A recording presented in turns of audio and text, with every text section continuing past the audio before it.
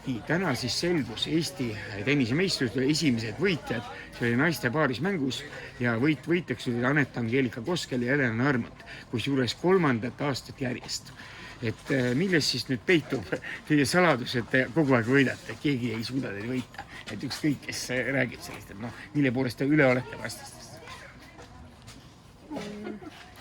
Kokkumäng on ikka meil hea. Jah, me nii kaua juba koos mängid ja tunneme üksteist ja suudame seal kokku panna lihtsalt asjad ja lihtsalt usume endasse, teame, et mängime hästi ja et oleme võimelised nagu kõigiga võrdselt mängima.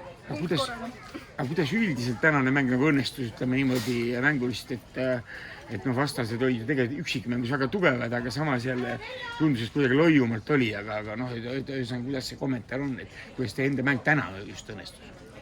No eks vastas olid väga tugevad mängijad ja eks algus läks kiirelt ja siis nagu mäng võrdsustus ja kolmas sett oligi rohkem sihuke, et kes siis alguses minema saab ja lõpus oligi see lihtsalt see vormistamise koht. Aga mis vahepeal siis nagu juhtus, et tuli selline mõõn sisse, et kas nemad lihtsalt järsku, see oli võib-olla ootamatu, et panid juurde või oli teil endal ka midagi, mingi väike langus tekkis?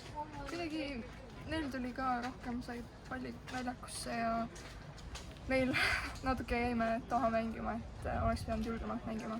Aga 3. setis saime uuesti endal rütmi käima. Ega mul rohkem ei olegi siin küsida, et palju edu teile edaspidis ka ja vaatame võib-olla järgmine aasta siis uuesti.